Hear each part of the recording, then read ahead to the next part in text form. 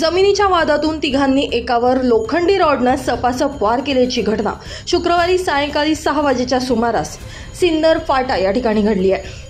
यामध्ये प्रमोद वाघ यांचा उपचारादरम्यान मृत्यू झालाय। या प्रकरणी नाशिक रोड पोलीस ठाण्यात खुनाचा गुन्हा दाखल करण्यात आलाय। प्रमोद वाघ हा नाशिक पुणे महामार्गाच्या सर्व्हिस रोडनं दुचाकीने सिन्नर फाट्याकडे जात असताना संशयित योगेश पगारे आणि त्याच्या मित्रांनी वाघ याला अडवलं। एक जण रस्त्यावर त्याच्याशी बोलत असताना दुसऱ्यानं शेजारील पंक्चरच्या दुकानातून लोखंडी रॉड उचलून वाघवर सपासप वार केले। या घटनेचा थरार सीसीटीव्ही कॅमेऱ्यात कैद झालाय।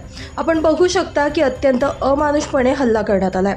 नागरिकांनी तात्काळ त्याला खासगी रुग्णालयात दाखल केलं असता उपचारादरम्यान त्याचा मृत्यू झाला।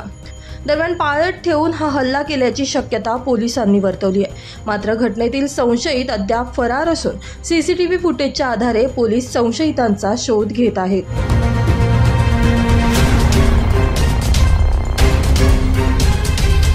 ब्युरो रिपोर्ट, नाशिक माझा न्यूज, नाशिक।